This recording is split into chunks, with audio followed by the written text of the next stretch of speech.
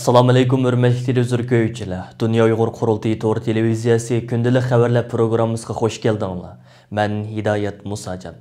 Tövəndə diqqətinizlər bugünkü xəbərlərimizin təfsilatında bolsun. Dünya İnsan Hakları Günü münasibeti bilan Kanada Şərqi Türkistan Birliği'nin reisi Toyğun Abduvali, Tibet vəkili Sünni Sunan və Xitay demokratçılarının vəkili Şang Shui qatarlıq 3 nəfər kişi tərəfindən müstəbid kommunist Xitay hakimiyyətinin cinayi qılmışlarına qarşı 8 dekabr Torontoda başlatılğan açlıq elan qilish hərəkəti 10 dekabr Dünya İnsan Hakları Günü Torontodakı Xitay konsulxanası aldida ötküzülgən birləşmə namoyish bilan muvaffaqiyatli oxirlashdi. Kanadadaki fidakar siyasi faoliyatçimiz ve şairimiz Toyğun Abduvali Efendi'nin qattiq soğuq ve şevrğanğa parvo qilmay ilib bağan 3 günlük açlıq elan qilish hareketi muhaciratdagi Uyghur qarindoshlarimizni alohida ta'sirlantirdi. Dünya Uyghur Qurultayı'nın reisi Dolqun Aysa ve köpligen Uyghur teşkilatlarımızdan mesulları ve siyasi faoliyatçilarimiz Toyğun Abduvali Efendimge bevosita telefon qilib onun bu jasurona hareketiga apirin o'qidi. Koronavirusi sebebinden yolga qo'yilgan qattiq karantin tadbirlari sebebinden Kanada saqchi doiralari bu qitimqi ochliq e'lon qilish hareketiga cheklik sondagi insonlarning qatnashishiga ruxsat qildi. Uyg'ur, Tibet, Hong Kong ve Demokratik Xitoy vakillari 3 kunlik ochliq e'lon qilish faoliyati jarayonida qilgan nutqlarda ve tarqatgan tashviqot varaqlarida mustabid kommunist Xitoy hokimiyatining Sharq Turkiston xalqi ustidan yurgizayotgan irqiy qirg'inchiligi, Tibet xalqi qaratgan madaniyat qirg'inchiligi va Hong Kongda yo'lga qo'yilayotgan besim siyosatini qattiq ayiblash bilan birga Kanada hukumatidan Xitoyga qarshi yanada kuchli jazolash va cheklash tadbirlarini yo'lga qo'yishni talab qilishdi. Açlıq e'lon qilish hareketining oxirgi kuni Torontodagi Xitoy konsulxonasi oldida o'tkazilgan birlashma namoyish maydonidan stansimizning ziyoratini qabul qilgan Toyğun Abduvali Efendi o'zining bu vaqtdagi ta'sirotlarini bayon qilib mundaq dedi. Assalomu alaykum. Dunyoning har qaysi joylaridagi yüzünü men Sharqi Turkistonlik Uyg'ur deb qaraydigan Sharqi Turkistonlik Uyg'ur qarindoshlarim bugungi kunlarga mübarek olsun. Yani bugün insan hakları günü. Bu günde bütün dünyanın hem yerdeki yüzünü Şarkı Türkistanlık Uygur dep karaydığa Uygurlar yüzünün bir kişilik avazını her yerlerdeki Xitay konsulluğun altta caranlık şuarları bilen çıkarıvatkan bir günü. Bizden Tibet dostumuz Sami bilen başlayan aşk bilen kılış günü bugün Xitay konsulluğun 6 saat 9'da başlandı. Çünkü saat 6'da ayaklaşıdı. Nahayete yakşı bolducuk günügün budayık muhtarlar geldi. İşki ülkelik parlamentin vekillerinin gelip bizden hava sonra katlaşıp yönükildi. Derdimizden anladı. Günügün budayık hava pek soğuktır. Bugün hava yaman emez. Ben yakında bu yan dünyanın her kay caylarında bolavatkan bazı namoyish haqidagi so'zlarga o'zimning tushunchimni berib qo'yaydim. Nima uchun Xitoy konsulluğunun oldida namoyish qilamiz degichilarga beradigan javobim, namoyish qilish meningki tafakkurimcha 5 xil turni o'z ichiga oladi. Birinchisi, bizning dushmanimiz Xitoy Kommunist partiyasi bo'lganligi uchun, bizni tajovuz qilganligi uchun biz ta vatanimiz Sharq Turkiston bo'lgan kuniga qadar bunun bilan düşmanlaşkınımız ve bununla karşı her xil faaliyetlerini to'xtatmaydiganligimiz aniq. Şunun için biz 2. ayının 5'i, 4. ayının 5'i, 7. ayının 5'i, 10. ayının 1'i, 12. ayının 10'i mundaq alaylı günlerde Xitay konsulluğunun aldığı berip özümüzün hak hukuklarını müstakil erkin bir devlet kurganlığımızın talep namoyish qilamiz.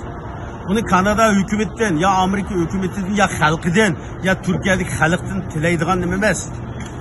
Xitay Komünist Partisi'ne karşı şulağa karşı özümüzün tileklerini anlatırlar. Bu birinci yıl namoyish türü deb qarayman.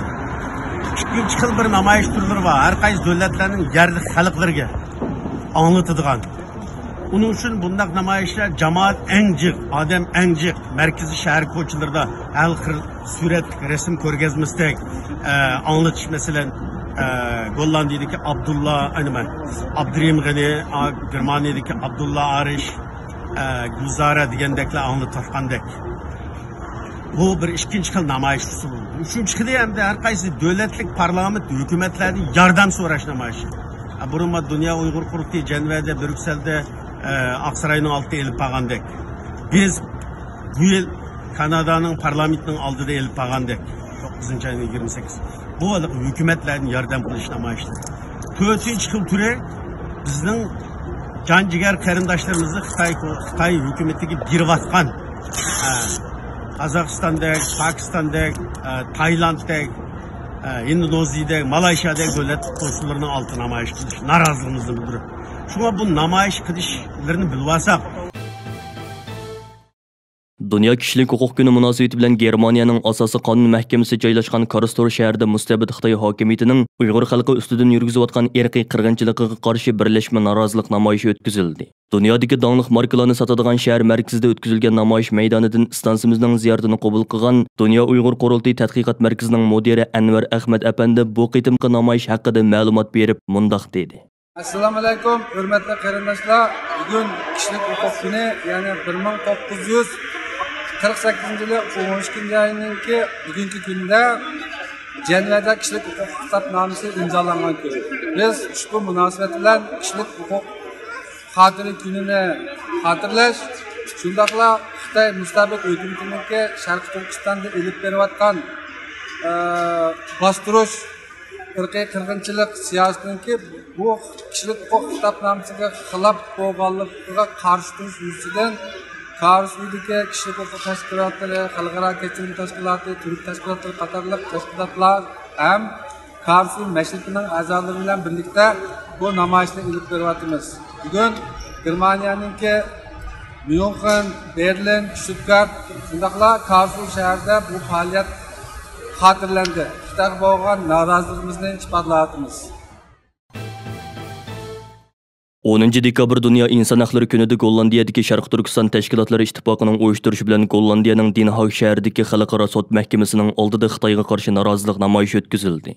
Mustabid Xitoy hokimiyatining Sharq Turkiston xalqi ustidan yurgizayotgan irqiy qirg'inchilikka qarshi turish asosi shuvar qilingan bu qitimqi namoyishda so'z qilgan Gollandiyadagi Uyg'ur tashkilotlarining mas'ullari Xitoy hokimiyatining Uyg'ur xalqiga qarata yurgizayotgan jinoiy qilmishlari uchun Xalqaro sud mahkamasida javobgarlikka tortilishi lozimligini, dunyoda inson haqlarini eng ig'ir darajada dafsanda qilayotgan kommunist Xitoy hokimiyatining xalqaroga hisob beradigan vaqtining olliburun to'lib toshqanligini bayon qilishdi. Amerikada aktiv faoliyat ilib berayotgan yosh aktivistlarimizdan Salih Xudoyer apandimning riyosatchiligidagi Sharq Turkiston Milliy Uyg'unish harakati tashkilotining uyushtirishi bilan 10 dekabr Dunyo inson haqlari kuni Washingtondagi Amerika parlament binosi oldida mustabid Xitoy hokimiyatining Sharq Turkiston xalqi ustidan rahimsizlik yurgizayotgan irqiy qirg'inchilikka qarshi norozilik namoyishi o'tkazildi. Namoyishda so'z qilgan Salih Xudoyer apandi va ba'zi amerikalik do'stlar insoniyatning o'rtoq dushmani hisoblangan mustabid kommunist Xitoy hokimiyatining Sharq Turkiston xalqiga qarata elib berayotgan jinoiy qilmishlarini ta'kidlab o'tish bilan birga Xitoy hokimiyatining Birlashgan Davlatlar Tashkiloti irqiy ayirmachilikning oldini olish xalqaro ahdnomasining butun moddalariga ig'ir darajada xiloflik qilayotganligini va bu sababdan Xitoy hokimiyatining va uning Xi Jinping boshchiligidagi asosli rahbarlarining xalqaro sudda jinoiy javobgarlikka tortilishi lozimligini bildirishdi. Bir yildan ko'proq vaqtdan buyon har hafta oxirlari Germaniyaning Stuttgart shahrida Xitoy hokimiyatining Sharq Turkiston xalqi ustidan yurgizayotgan irqiy qirg'inchiligiga va lager tuzumiga qarshi yolg'iz kishilik namoyish o'tkazib kelayotgan fidokor yoshlarimizdan Abdulloh Arish apandining uyushtirishi bilan 10 dekabr Dunyo inson haqlari kuni Stuttgart shahar markazida namoyish o'tkazildi. Namoyishga Stuttgart va uning atrofidagi rayonlarda yashayotgan Uyg'urlar va ba'zi turk qarindoshlarimiz ishtirok qildi. Abdulloh Arish apandi namoyishda qilgan so'zda va Dunyo inson haqlari kuni munosabati bilan tarqatgan axborotida mundoq deb ko'rsatdi. Biz demokratiya va kishilik huquqni o'zlarining qimmat qarshi qilgan g'arb allarini, Germaniya hukumatining zolim Xitoy mustamlika kuchlarining Sharq Turkiston xalqi ustidan yurgizayotgan jinoyatlarni to'sish uchun amaliy harakatga o'tishga da'vat qilamiz. Shundaqli Germaniya hukumatining Xitoy mustamlika kuchlarining Sharq Turkistondagi qirg'inchiligiga yordamlashgan, Sharq Turkiston xalqini majburiy emgakka solgan Germaniya shirkatlariga tadbir qo'llanishini, qonun orqali ularning bu qilmishlarini to'sishni talab qilamiz. Germaniya xalqining majburiy emgak zavodlarida ishlangan Xitoy mahsulotlarini boykot qilishini, Germaniyaning va Yevropaning o'zida ishlangan mahsulotlarini ishlatishini umid qilamiz. Kishilik huquq kunida dunyodagi barliq insonlarni o'zining inson ekanligini unutib qolmaslikqa, insonlikka qarshi irqiy qirg'inchilikka sukut qilmaslikqa chaqiramiz. 10 dekabr Dunyo inson haqlari kuni Avstraliya Uyg'ur Tangirtog' xonim qizlari uyushmasining o'rinlashtirishi bilan Avstraliyaning Adelaide shahar markazidagi eng avod piyodalar ko'chasida Xitoy hokimiyatining Sharq Turkiston xalqi ustidan yurgizayotgan irqiy qirg'inchilikka qarshi norozilik faoliyati uyushtirildi. Faoliyat jarayonida atrofdagi yerlik ommaga Xitoyning Uyg'urlar ustidan yurgizayotgan jinoyatlari fosh qilingan tashviqot varaqlari tarqatildi va ularning majburiy emgak kuchidan foydalanib ishlab chiqarilgan Xitoy mahsulotlarini Avstraliyadan cheklash qonunining ma'qullanishi uchun imzo to'plash kampaniyasi olib berildi. Avstraliya Uyg'ur Tangta xonim qizlari uyushmasi tarafidan o'tkazilgan bu qitimqi norozilik faoliyati dal Xitoy hukumatining savdo va boshqa taraflardagi adolatsizligi va o'ktamligiga qarshi Avstraliyada norozilik kundan kunga ishiyotgan vaziyatga to'g'ri kelgani uchun atrofdagi ommaning va matbuotlarning kuchli diqqatini qo'zg'adi. Dünya Uyghur Qurultayı İcraiya Komitetining muavin raisi Samat Abla Apandi tarafidan maxsus 10 dekabr Dünya İnsan Haqlari kuniga beg'ishlab ishlangan va Xitoyning irqiy qirg'inchiligiga qarshi turish asosi shuar qilingan tövandagi tashviqot filmi turli ijtimoiy taratqularda zo'r diqqat qo'zg'adi.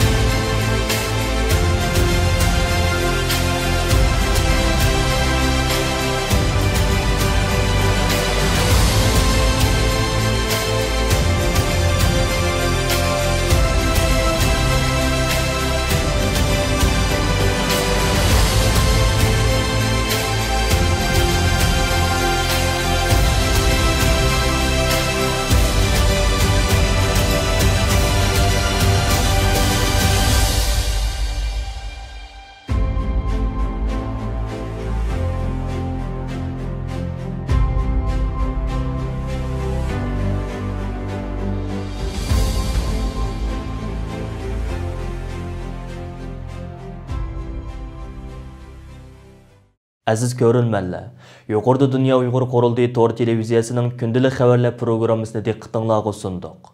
Keyin qitimliq programmamizda ko'rishaylik. Ko'rishgacha omon bo'lg'aysizlar. Xayr xo'sh.